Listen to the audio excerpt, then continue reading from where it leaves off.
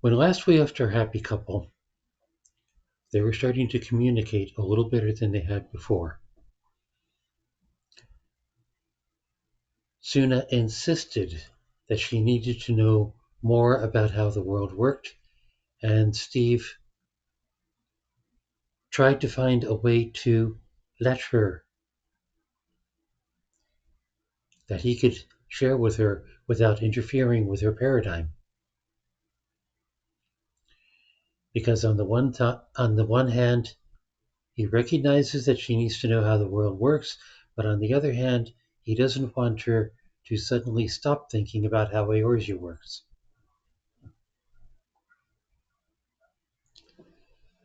We'll see how that goes, won't we? In the meantime, this is entry number 46 by Tsu'na, Cage.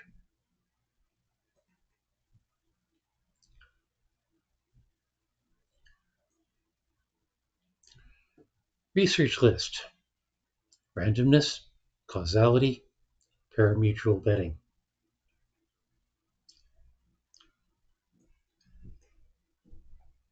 Husband gave me a lot to think about. I thought he was trying to restrict the world. Now I think he wants to change it, but I need to understand it first. The world is random. Everything is different. Different apples come from different apple blossoms on different apple trees that come from different apples. The world changes with things growing and things dying and things eating other things. Crops are grown, crops are harvested, crops must grow again. People in Eorzea would talk of growing crops, but I never actually saw them grow. Of course, I never stayed in one place long enough to see something grow, but I still do not remember ever seeing farm fields change. Yet here I have seen fields of wheat, and later saw fields without wheat. Things in this world change. Yet this world is also causal. This is what people believe. Something happens because other things happen, which in turn happen because yet other things happen. So apples are all different because something makes them different. But random seems to mean unpredictable, which means people do not know all the causes that make things different. Yet the scientific view is that causes there must be. The apples we harvest are all the same because we are making them so. This is the cause. But what if we want them to be different? How can we cause that? These are the thoughts I had the night before and into yesterday. Husband would ask if I was all right, but stopped asking after the second time I said, I need to think. I did my cleaning at the diner. I did my harvesting during the day, though it took time and effort to stop looking at each thing I gathered. Husband held me at night and cuddled me during meals. I tried to keep my body relaxed so that he would relax as well. Everything I thought I knew about my world was changing, and I fought to accept that. But that was no reason to make husband worry. He was not surprised when I said I would go mapping last night. I think he wanted to talk, or wanted me to talk, but I was grateful he gave me the time. It was quiet and still and dark and peaceful. It was a good circumstance to think. A noisy machine did fly past in the distance, but it only distracted me for a moment. I was not paying attention. I was simply letting the Gubu travel in a straight line and did not notice how far I had gone until I saw a glow on the ground.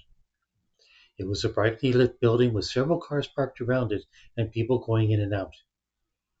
There were no shopping carts and no one was carrying anything, so I did not think it was a store, nor did I smell food like at an inn.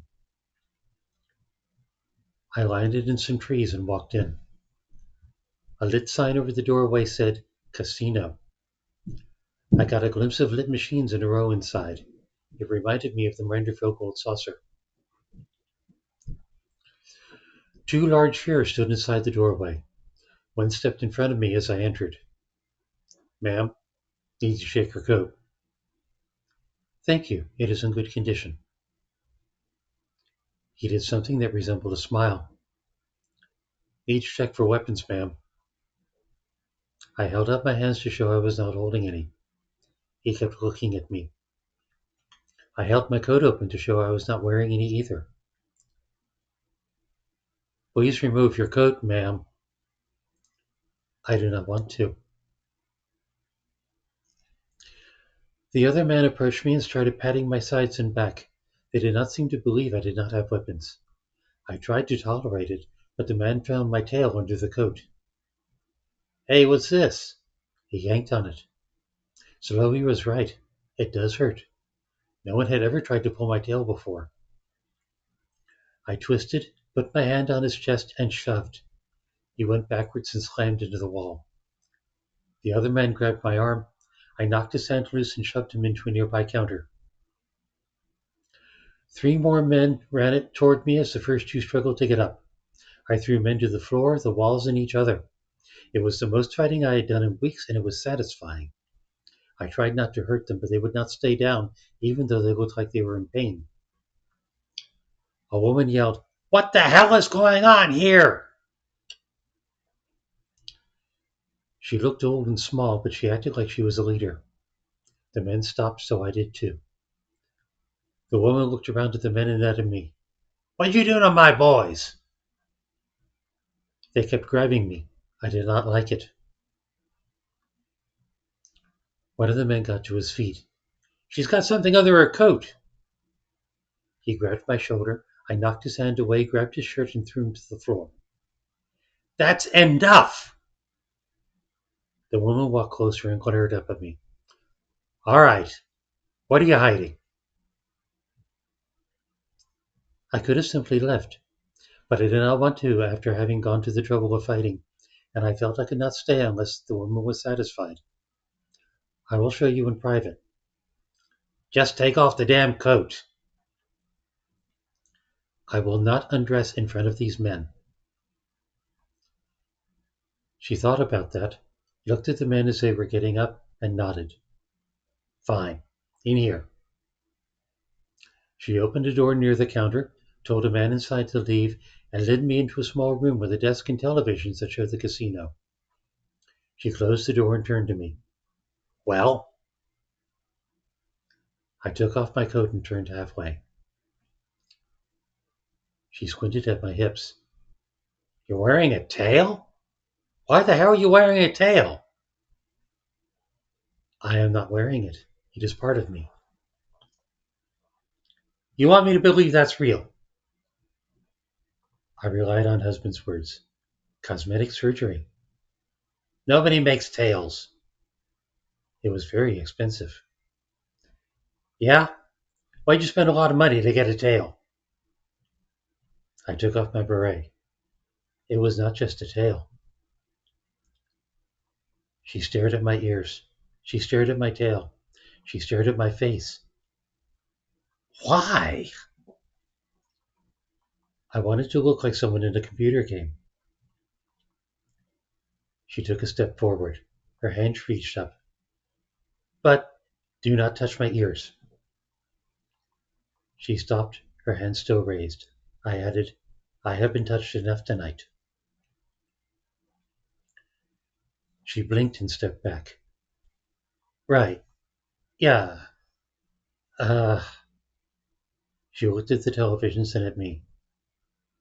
"Where'd you learn to fight like that?" "Combat deployment." "You're military." "Military contractor." "You got those done in the military?" "Before. Then I got tired of people touching me." "I bet, yeah." She chuckled. There's. Never mind. "Sorry the boys gave you a hard time. I'll tell them to back off. Though," she considered me a moment. "You want to make some money?" "What would I be doing?" "Making use of your combat skills in a cage fight. A lot of fighters got a gimmick for image and stuff, and you've got a hell of a one." Husband had mentioned cage fighting. I had seen the arena teams with themes in Olda and had been dressed for the masked carnival. People did apparently like spectacle. "I can do that."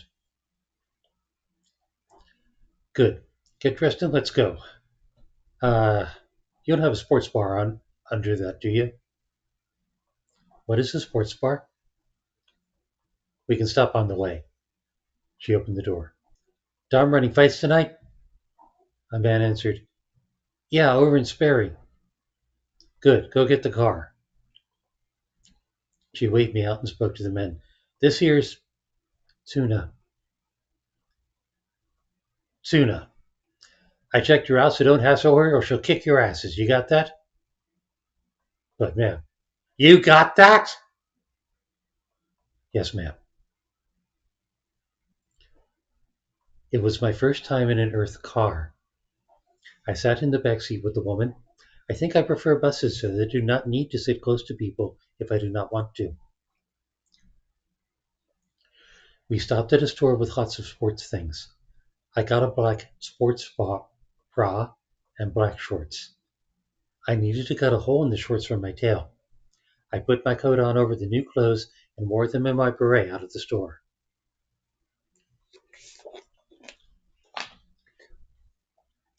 After we left the store, the woman told me about the fight. We'll get there in time for the last fight of the evening. You get 500 if you win, plus a percentage of the house's stake. This isn't like pari-mutuel betting. If you win and no one bets on you, it's all ours. How do I win? Knock them down so they don't get up again. Pinning them works, so does knocking them out. What if I kill them? Try not to. I know, shit happens, but the police leave us alone as long as no one winds up dead. But I win if I do? Yeah, but you'll have a hard time finding someone else to fight you. What equipment is allowed? None. Just your hands. I did not mention my glamoured monk gloves and headpiece. I could be fair and remove the headpiece, but the gloves were part of the monk class. We got to a large building with metal sides that looked like a larger version of Sam's shed before we worked on it. I could hear men yelling as I got out of the car. It got much louder as we got inside. The cage was made of metal poles and woven metal wire like fences I have seen in Wyatt. Two men were inside as we entered, punching each other. One looked to be doing more punching than the other. Both had blood in their faces. Neither appeared very skilled, but the crowd watching them seemed to enjoy the violence.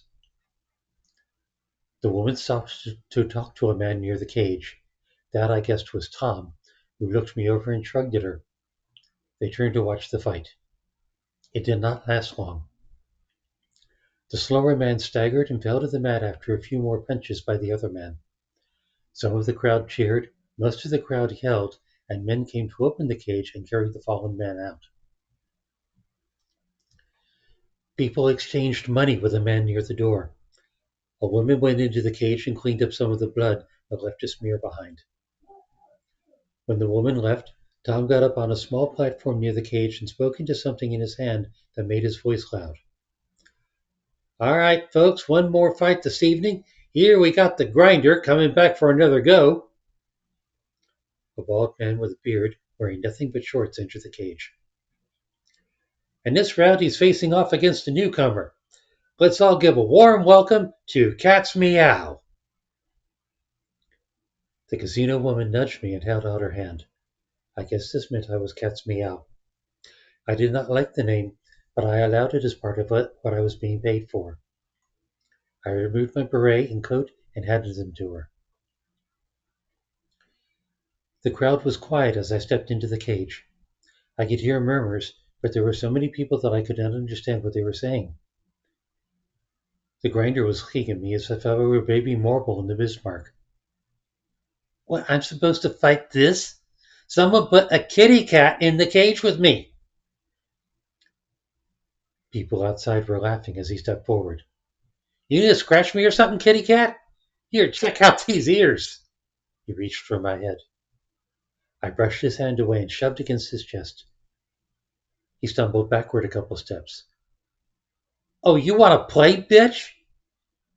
He raised a fist and swung at my face. He was slower than a Rogadin. I ducked under his swing and this time shoved his chest with both hands. He flew backwards, bounced against the fencing, and landed on his hands and knees. No one was laughing now. Some started yelling encouragement for the grinder. He did not need encouraging. He got up and charged at me. I braced myself and slammed my hands into his shoulders, which stopped him dead. He snarled, raised a foot, and stomped at my stomach. This did not hurt much, but such a crude and brutal move surprised me. It told me about the sort of fighting people expected here. I decided to increase my effort. I used boot shine, 3 jabs and a full punch to the chest. He grimaced, coughed, took a step forward and coughed again. He put a hand to his chest. He coughed a 3rd time, spraying blood. He wrapped an arm around his chest, fell to his knees and coughed once more. Earth people were more fragile than I had thought. The audience was silent. The grinder had fallen onto his side. He was still breathing, but blood kept coming from his lips. After a moment, Tom called out, "And the winner is Cat's Meow. Great showing for her first time. Looking forward to seeing her in the ring again. That's all for tonight, folks." Men came to open the cage and help the grinder leave. He was shaking and in pain. I followed and met the casino woman. She led me to a room in the back and offered me a bottle of water. "Thank you. Will the grinder live?" "I'm sure he'll be fine. Got a clinic we take people to now and then." "I can help if—" "No, your job was to fight him and you did that. Hell of a good take tonight. No one bet on you. Let me talk to Tom and get you totaled up. Cash okay?" "Cash is good." She left, and after I changed to my regular clothes, she returned with an envelope. "That's 2,000. Base fight, base fight pay plus a percentage. You come back, you fight more, people get to know you, the base goes up. You coming back?" "Probably." "Good. What's your phone number?" "I do not have a phone. I have email." I gave her my email address. She offered to give me a ride home, but I declined. "You sure? Got people out there who aren't too happy about losing their bets. Might be dangerous to walk home with cash." "I am dangerous." "Heh, yeah, I guess you are. Okay, I'll be in touch." I walked out of the building. I did see some men starting to follow me, so I walked faster, got around the corner of the building, shifted to ninja, and stealthed. They came running around the corner and looked around. "Shit, she's fast. Where'd she go? Get after her!" They kept running around the building. When they were out of sight, I returned to Wyatt, then walked to the pit to meet husband at the end of his bouncer shift. We stood and held each other for a while outside the door. He is always glad to see me, and I wanted to be touched without violence. Then we walked home together. It was not until we were in bed that I realized I had not actually seen the casino. I do not know why I did not tell him about the fighting or the money. I think I liked doing something myself, making something of myself. I will tell him, but I think I will make more of myself first.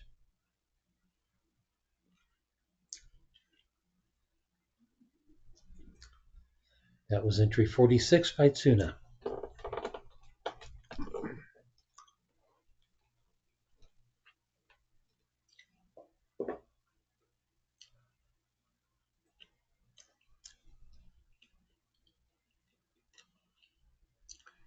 Entry 47 by Steve. Copper.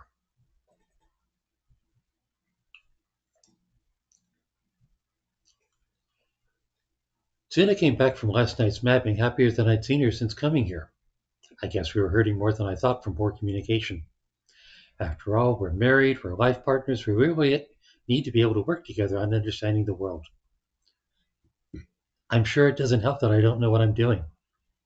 I haven't been in doing the impossible business very long. I don't know what qualifies as best practices. I want to be scientific about it. Controlled experiments, blah, blah, but this isn't exactly a lab, And my wife certainly isn't a lab rat. Maybe I should be looking at history. Babbage and Curie worked out of their homes. How did they balance and manage things? Of course, they probably weren't worrying about blinded experiments. Still, communication is key. Kind of ironic that people have gone from weirded out about Tsu'na to concerned and sort of protective about her, which means a town of 100 or so people communicate about us faster than we can communicate with each other. Guys at the bit last night were asking if she was coming in, if she was okay, if there was anything they could do, and so on. Not what I expected from Plaid-wearing career beer drinkers. Sam found us a wiring guy. We met at the shed this morning. His name was Trevor. So the shed's got a line running to it from the bar, but that's just for the lights and stuff, and it looks like it was a crap job, so I can run a new one. What are you looking to have in there? Ceiling floods, power tools, window AC, spare heater, maybe a mini fridge. Thinking we'll build a work table and island with power strips, plus wall outlets. Possibly a ceiling fan. Sam smirked at me. Think about moving in? Might as well cover everything. So, new breaker box? What do you mean new? Sam still got fuses. Yeah, breakers. Power strips are up to you. I can do wall outlets and a floor outlet, just gotta mark out where. Sounds good. How much? A couple hundred for materials. Days work if I push it. Call it 800. I saw Sam grimace and give me a small head shake. Little did he know. Think I can handle that. Will you take copper? What, you mean like pennies? No, copper. I pulled a copper ingot out of inventory and offered it to Trevor. He took the ingot, examined both sides, and looked up at me. The hell am I supposed to do with this? Sell it for scrap? I hear it goes for $3 a pound. And you've got 300 pounds of copper lying around. Quick adder. Cool. Yeah, my wife's into metalworking. We used to make jewelry for the Renfest crowd, but there just isn't a market for it anywhere around here, so we've got metal we're not using. So why don't you sell it? The wife's in denial about it. If I sell it, she'll get mad because I don't believe in her. But if I give it to you and get a workshop out of it, I'm supporting her. Women, you know? Trevor stared at me. Sam did too with his patent pending "that's weird" look, which I pretended not to notice. Finally, Trevor said, 400. Dude, that's 400 over your quote. Yeah, well, my quote doesn't include hauling a bunch of metal. You want me to take this shit? You're going to make it worth my while. 350? 4. I tried to look resigned, but it was going much easier than I'd feared. Yeah, okay, that just about cleans this out. I don't need 100 up front. When I looked at him, he said, gotta buy materials and see if you're full of crap about the value. Yeah, sure, okay. Wait here. I went into the shed, leaving Sam and Trevor to gossip about me. I'd made a couple dozen steel ammo boxes since they stack, so I brought out 4 and dumped 25 ingots into each. I carried 2 boxes out and set them in front of Trevor. Got 2 more, and I'll need the boxes back. You shitting me? Those are $20 ammo boxes. He looked down at the boxes. I could hear the beads clicking on his inner abacus. 350 and I keep the boxes. I gave a beaten down sigh. Fine.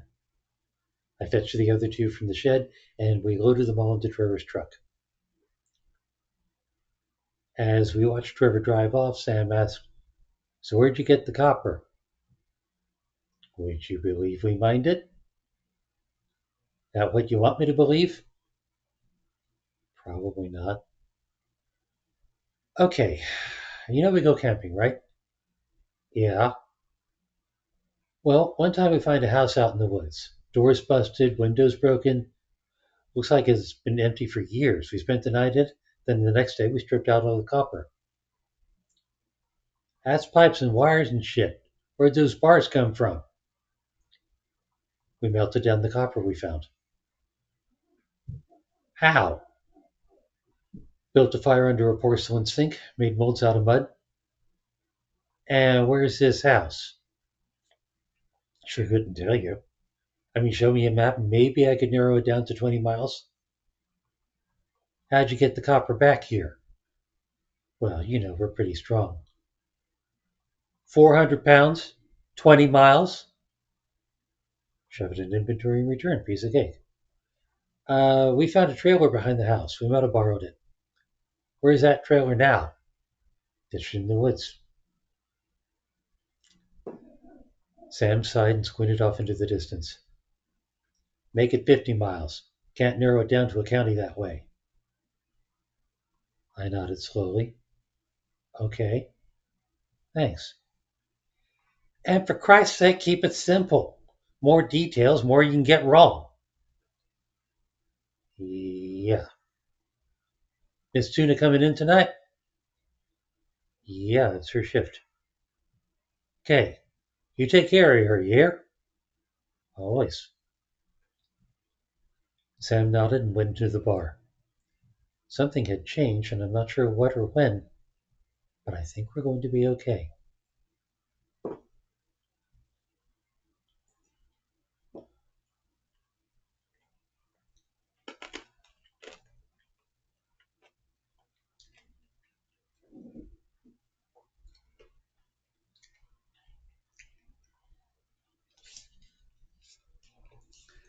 The cough drop keeps me from drying out, but it also makes my mouth water, which I then have to rinse down. Delicate balance, fish's circle. I heard this thing once about putting a pebble under your tongue. Maybe I'll have to try that, except that should probably make it even harder to enunciate than it is now. Entry number 48 by Tsu'na. Fans.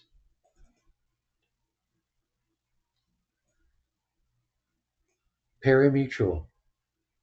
A form of bidding in which those backing the first three places divide the loser stakes, less the operator's commission. Parimutuel bidding appears to be used with races rather than arena fighting. There is mention of it in horse racing. I have not seen horse racing. I wonder how different it is from chocobo racing.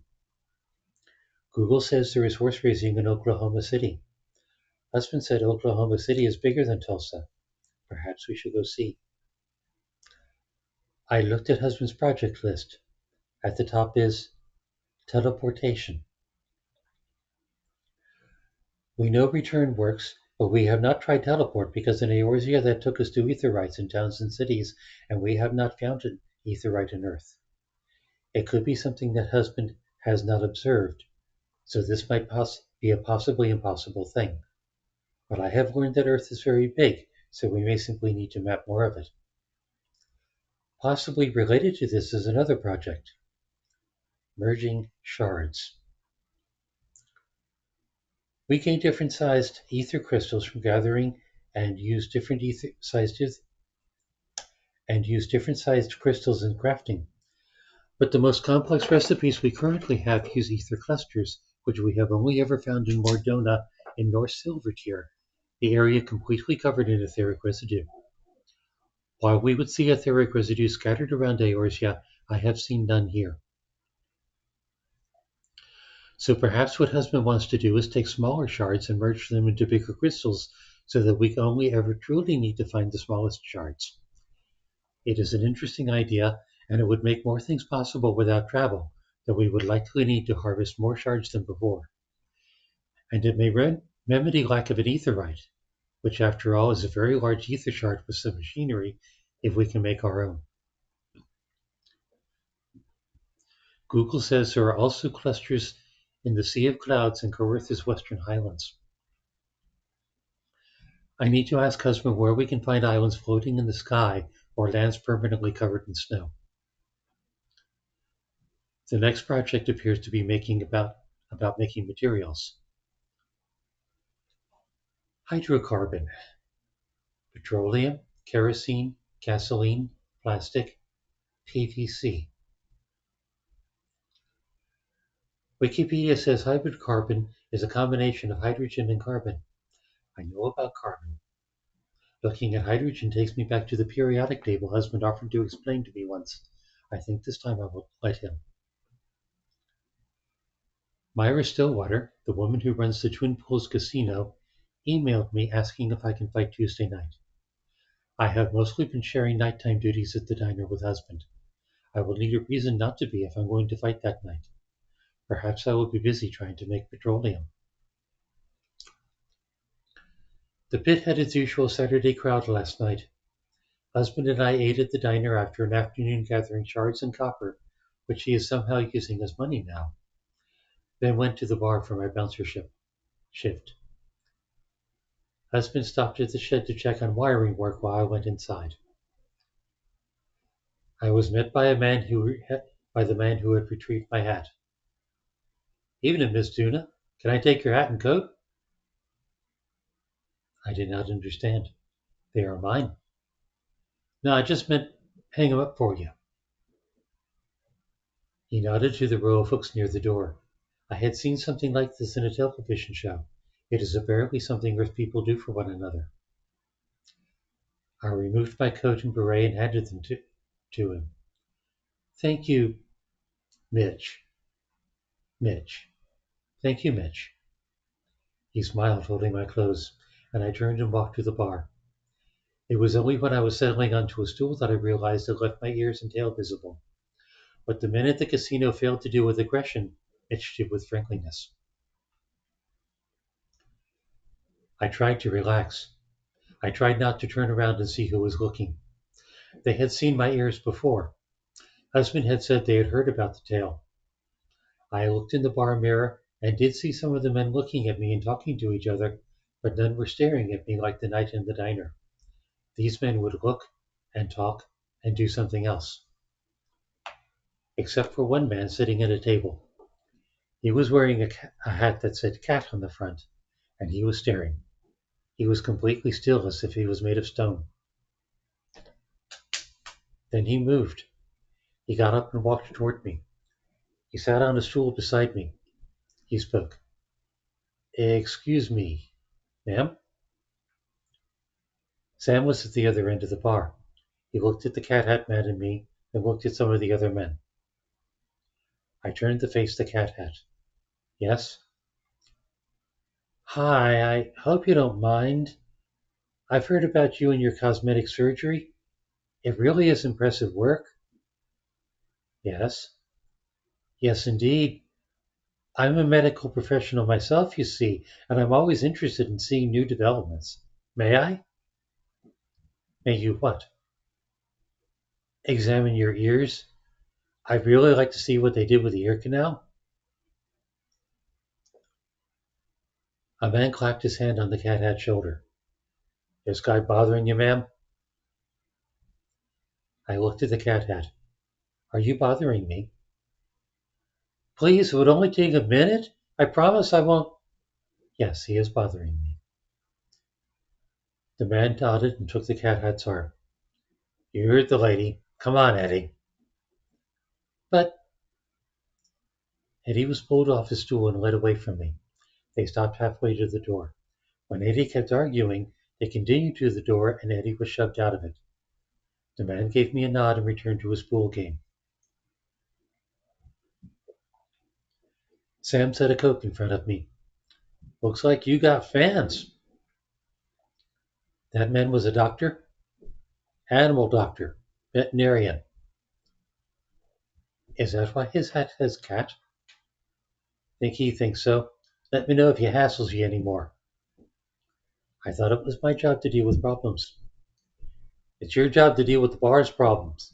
You can let other people help with yours. I smiled and sipped my Coke. Sam went back to work. The bar was quiet after Eddie was put out, so I brought out a book to read. Mrs. Hobbs was right. Tony Hillerman was different from Zane Grey. There were more cars and fewer horses, more telephones and fewer guns. though the talk of shamans and spirits was interesting.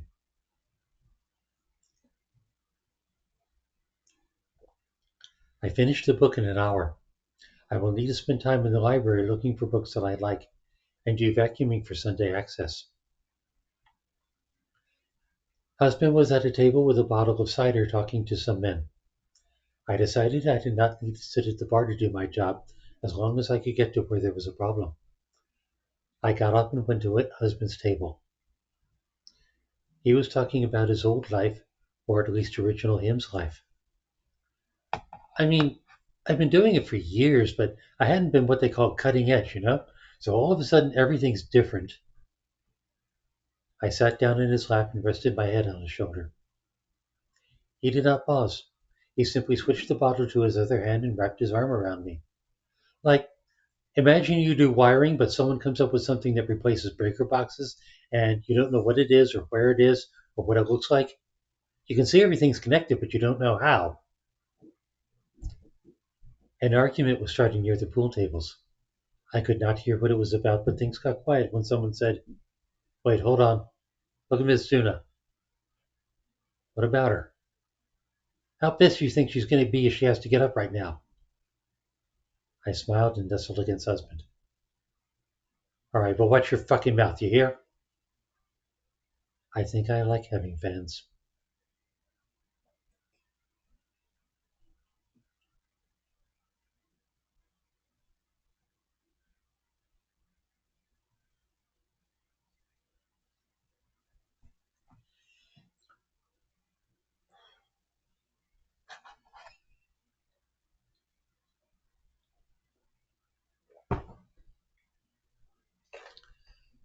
Couple status checks.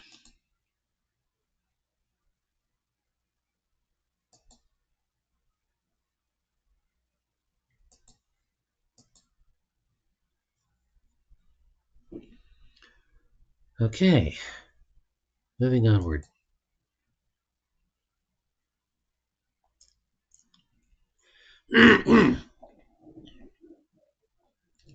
Sorry. Entry 49 by Steve. Follow.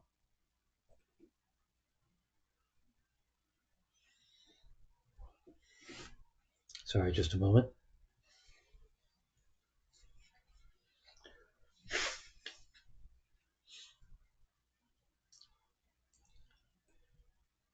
Once again, entry 49 by Steve. Follow.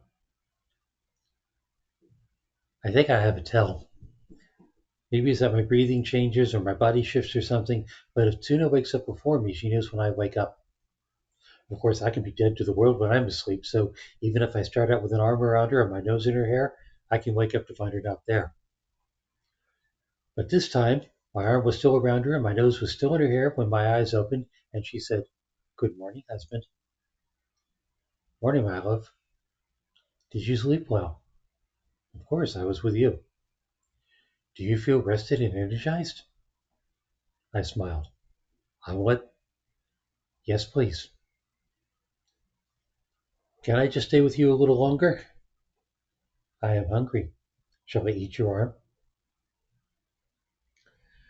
I gave her a squeeze, removed my arm from within temptation range, dressed, and lumbered toward the kitchen. Tuna has a recipe for omelets, but it's a fixed thing with no variety in ingredients. So she likes it when I rummage in the kitchen and come up with something for her. I found cheese in the fridge and canned mushrooms on the shelf and sliced up some bacon to fry. She came in and watched as I added the ingredients onto the egg mixture in the pan. "How do you know what to add?" "Whatever's here, whatever I fancy." "And how do you know how long to cook it?" "The way I learned it, you lift up the edges and let the liquid run out underneath, then fold it when there's no more liquid, then until it's a little brown." "So you guess?" "Kinda. Better feel." She glanced around the kitchen, then back at the pan. "I suppose I should try." "Sure, you can do tomorrow. Get the plates?"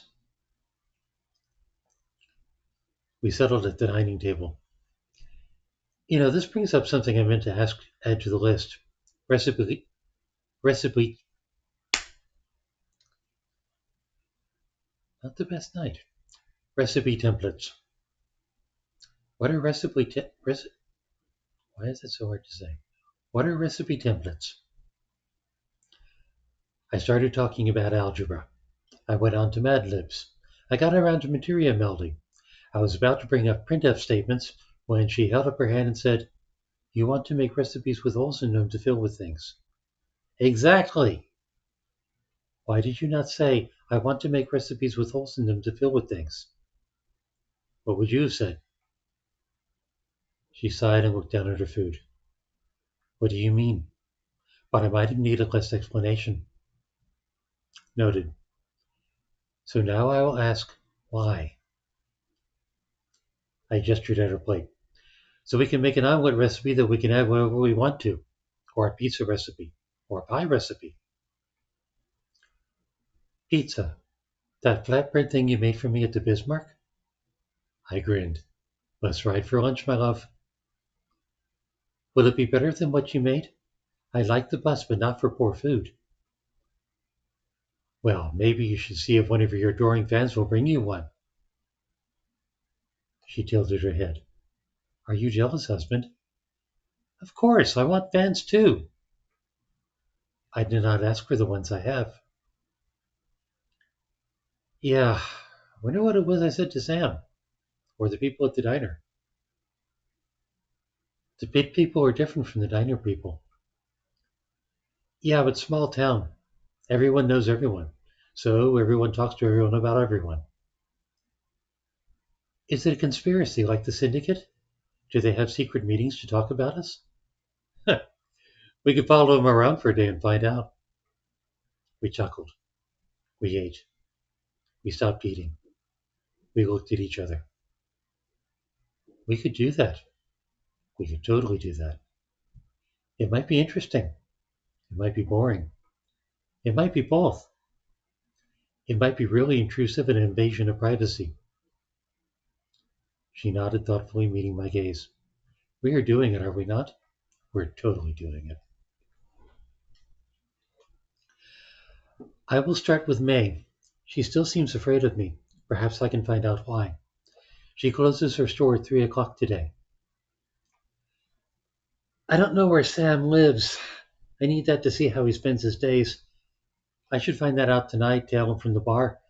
Can you cover for me at the diner if I cut out early? Of course. Cool. So until then, I need to mow the lawn. I need to vacuum the library. And then we need to take a bus to lunch. Do not disappoint me with the pizza, husband. Yes, my love.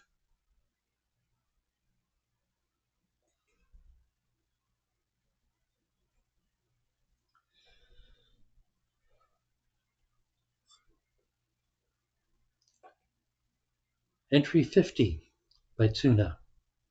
May.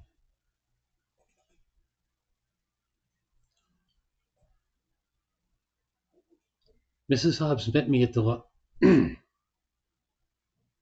wrong mode, sorry. Mrs. Hobbs met me at the library at 11 o'clock. She says it is on her way to church.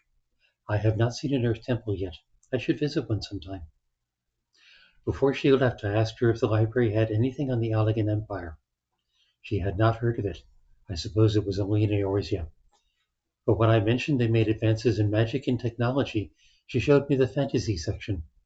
It has books with pictures on the front of people with swords, dragons, imps, odd-looking elezen, and often something large moving in the background. It is also considered fiction. This tells me something of how magic is thought of in Earth.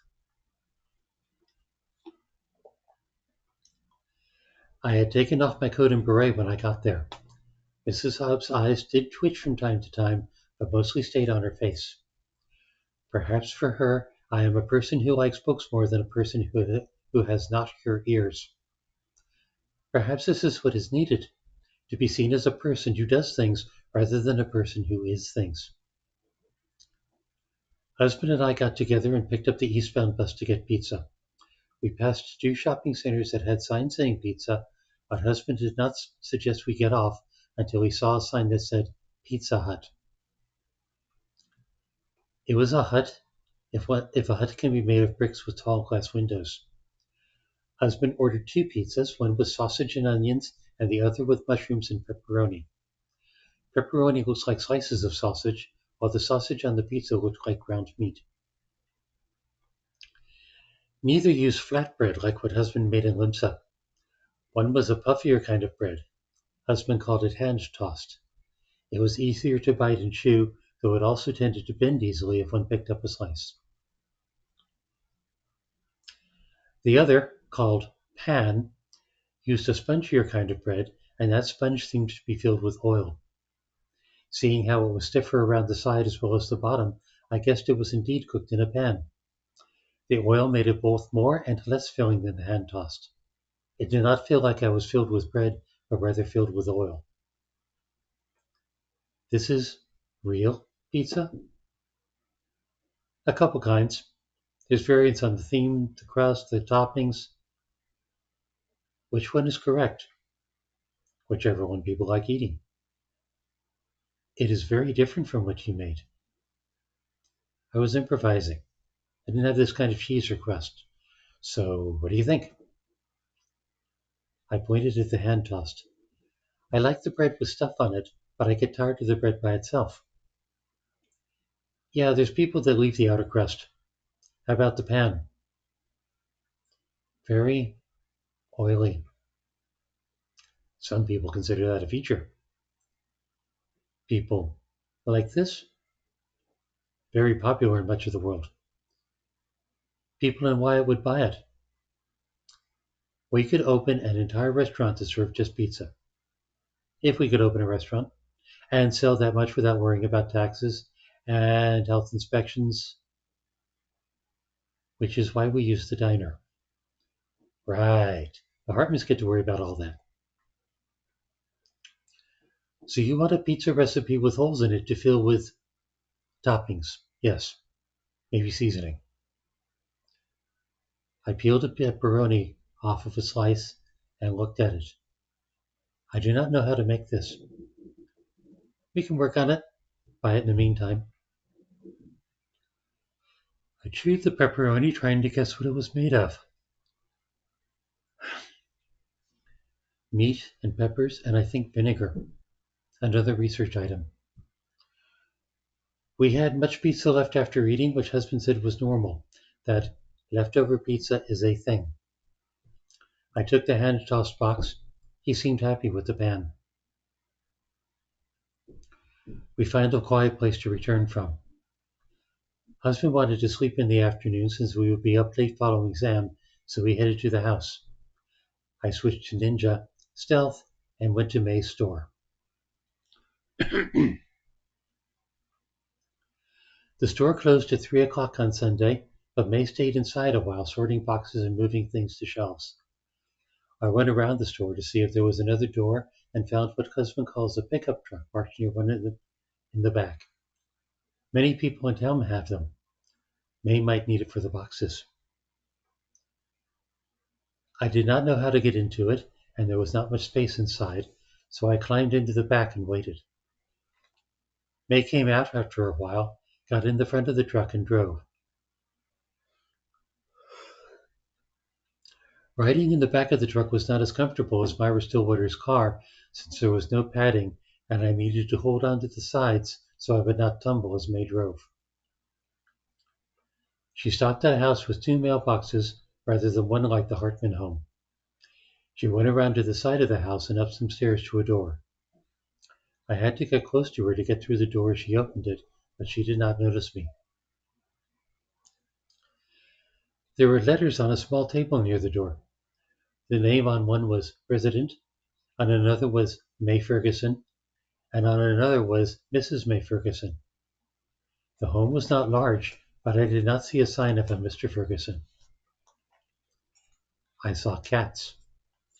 May's home was full of cats. Cats made of glass, cats made of stone, cats made of clay, pillows shaped like cats, pictures of cats on the walls, and one actual cat. I thought at first it was another pillow until it opened its eyes and looked at me. May petted it as she walked by, it and called it Snuggles. I do not think Snuggles likes me. It watched me as I moved through the room, though I could not tell if Snuggles likes May either, but it did get off the couch and go to the kitchen when May put food out. There were some pictures on the walls that were not cats.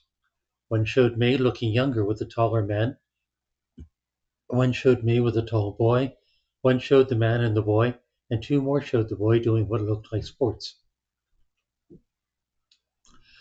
I looked around the home and only found signs of May living there.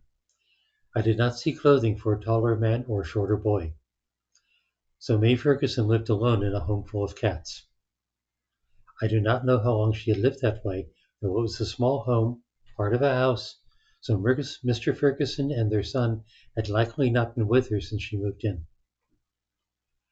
Perhaps, when May heard about my ears, what she wanted to find in me was a cat she could talk to, a cat person.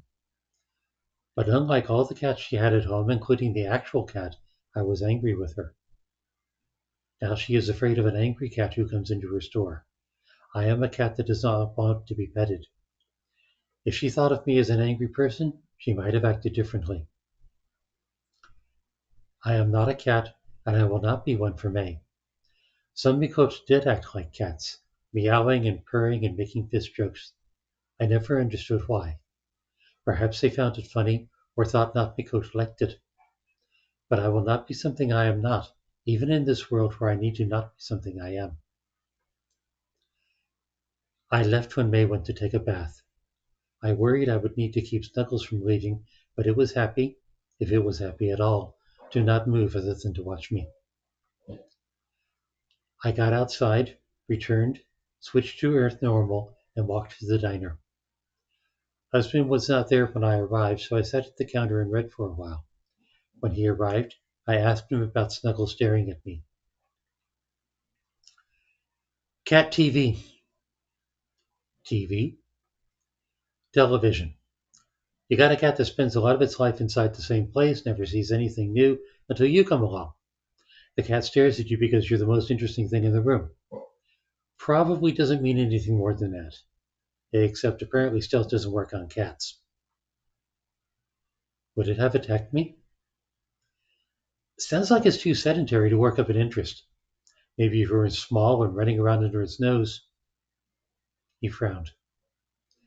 Now I wonder about dogs. Stealth kept us from getting attacked in Eorzea, but dogs were a different kind of territorial. We might have to experiment. We ate dinner and got to work. I removed my beret coat to see if things would be like in the pit. Working at the register, people only saw my ears at first and tried not to stare. Later, when husband went out to watch Sam and I was cleaning tables, I walked past people with my tail visible. No one said anything, and I was relieved no one tried to touch it. But the room did get quieter. I am not my ears and tail. I need to make people know that.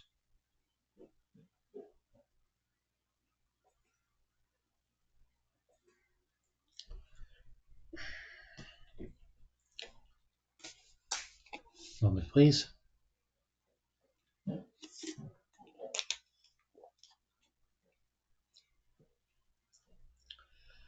Last entry for the evening. Entry 51 by Steve. Sam.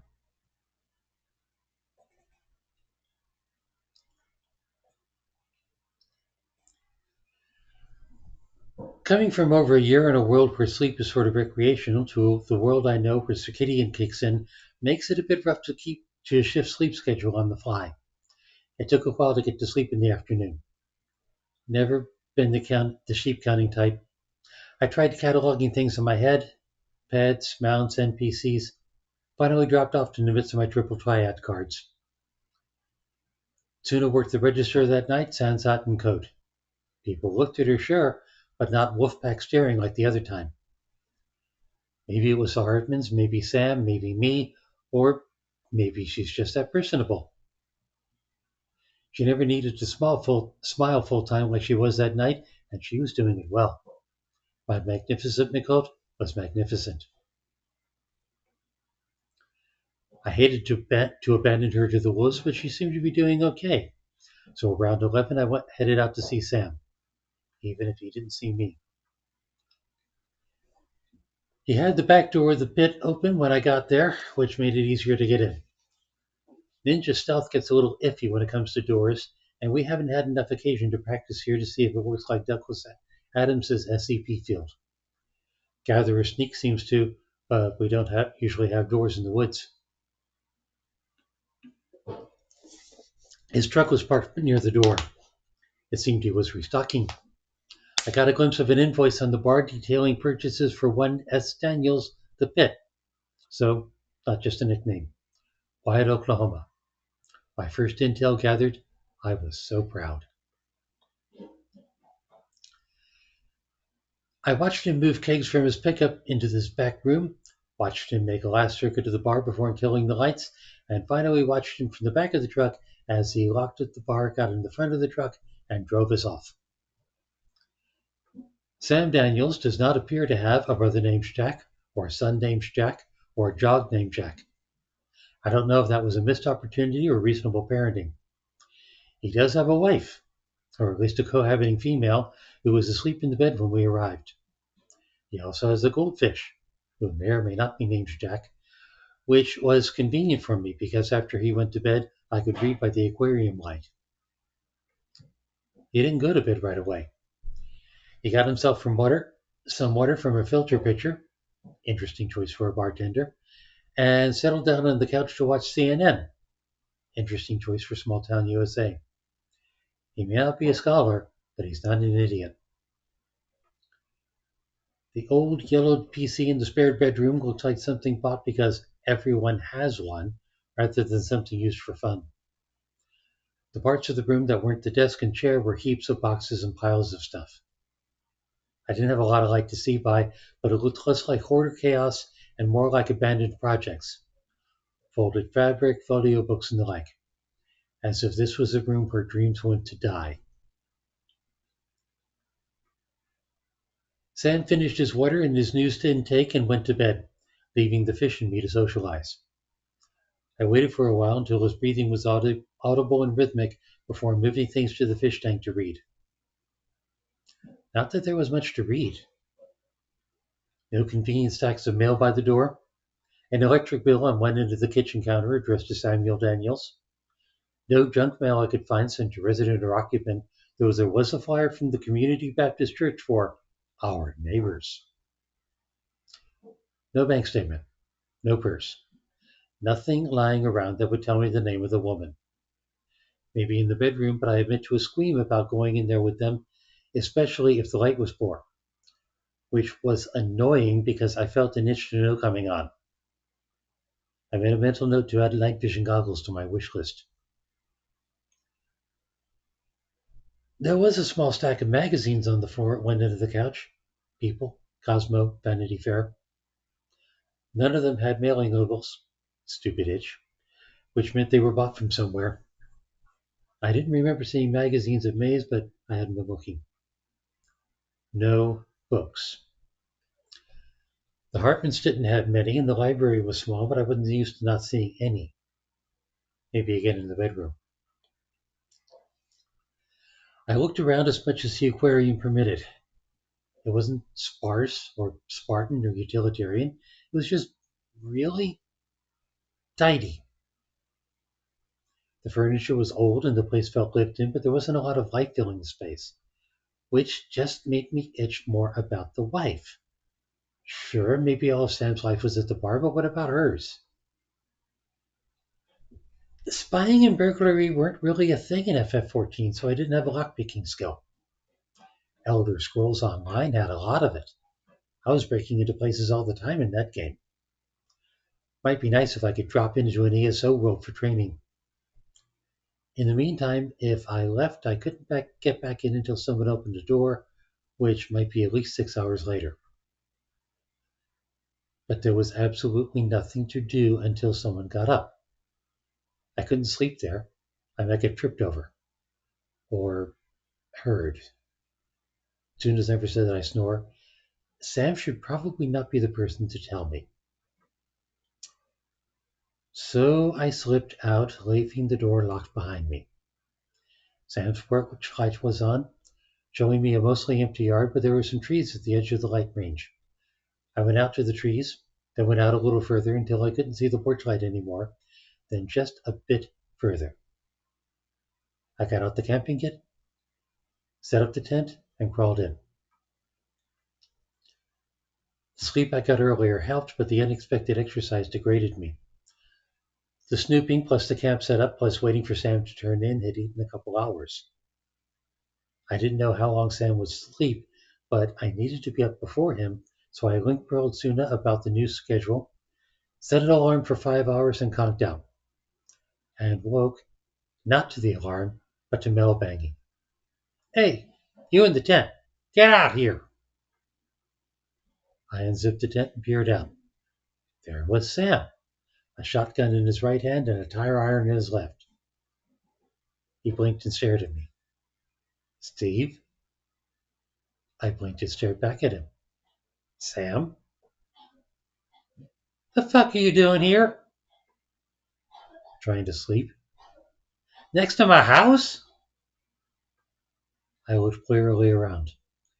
Yes, I could in fact just barely see his wood-paneled house out there beyond the trees, which meant he could see my orange nylon tent from his front porch. The ravenous bug-biter beast of Trawl is known to be so stupid that it thinks that if you can't see it, it can't see you.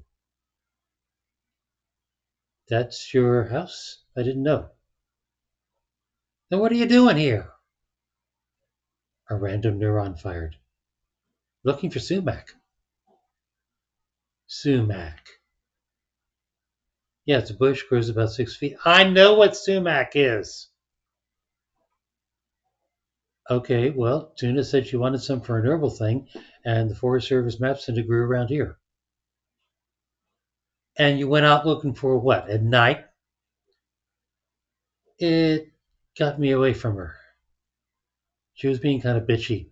I think it might be her time of the month. I couldn't tell if she was amused when I told her about this. I was a prop? No, my love, I was making excuses. You were an alibi. Sam sighed and let his gaze wander around the trees. You want to hang out? Why didn't you just come to the bar? I didn't know this was your place. I saw the porch light, thought it'd be a good reference point in the morning. It is weird. You know that, right? Kind of weird, yeah. He looked at me. I looked at him. I gestured to the gun. Shotgun? Problems with squatters. Gotcha. Look, let me back up the tent and I'll be on my way. You want breakfast? Oh, I couldn't impose. Back up the damn tent and come to the house. Yes, sir. The tent came with a shoulder tote, which I stuffed it into because, of course, I didn't have an extra dimensional pocket for it or anything. I lugged it up to the house, knocked on the door, and was greeted once again by Sam. I stepped inside to find the woman awake, sitting on the couch and absorbed in the TV. This is my wife, Dolores. Dee, this is Sam from the bar. He's who was in the tent. Dolores blinked and looked up at me. Why is he camping next to us? He was out at night, got lost, and parked at the first house he saw. She kept staring at me. I was reminded of Snuggles and Cat TV. You could get yourself shot doing that. Thanks, I'll keep that in mind. She studied me a moment longer, looked at Sam, and turned back to the TV. I was clearly Sam's to deal with, and my novelty just didn't compete with Oprah.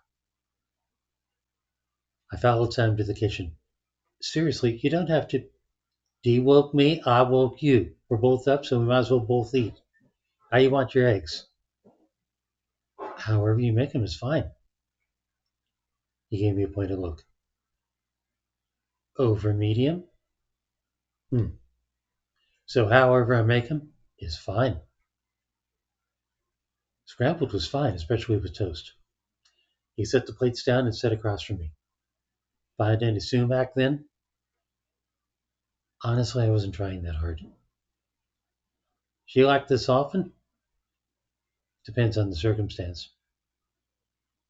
And the time of the month? Well, yeah, but I think she's been a bit edgy sometimes here. New place, new people, new ear and tail issues. Sam nodded. Spoke with some of the regulars about that. I kind of like her, you know? Cute little thing like her that can throw 'em around. The ears and tail just give her what you call mystique. Was going to say character, but sure. They think of her as part of the bar, part of them, and they can get kind of territorial. Sure, they fight sometimes, but no one comes in and makes a mess of their bar, you know? I smiled. So she's got herself a home. Oh, hell yeah. Ain't it like that at the diner? Joel said he and Hazel been talking to people. Kind of a different crowd. We mostly get teenagers in the evening, but yeah, it's gotten better, I think. The pretzels and pies sell. So don't worry about it too much. You be nice to them, they'll be nice to you. Just keep the weird down. Talk drifted to the shed and some of the things about running the bar. Through it all, Dolores, it's scratched, kept her eyes on the TV. I guess that's where her life is now, though I do wonder about the piles of stuff in the other room. Sam offered to drive me back to town as long as I didn't mind a stop at the Safeway out the highway. I found some dried sumac there for appearances. Sam recommended I add a bag of chocolates. Trust me on this. We loaded his stuff into the truck and drove toward the diner. I told Tsu'na the story of my adventure. I think she was trying not to laugh at me. What is sumac? This stuff. And what will we do with it? Put it on pizza, maybe? And the chocolate? Sam said women like chocolate during their period. I must thank Sam for teaching my husband about women. You've never had a period. No, but I like chocolate. If Sam has taught you to bring me chocolate, I must thank him. So, an all around educational night. We were both a bit short on sleep, so we went to bed for a couple hours. As we cuddled under the blanket, she nuzzled close and whispered, Sumac, in my ear with a giggle. I'll probably be hearing about that for a while.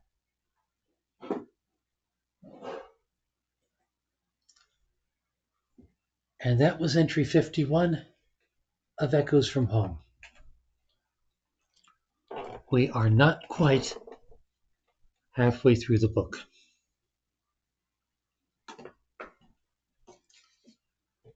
I hope you find it interesting, whether hearing it live or on YouTube.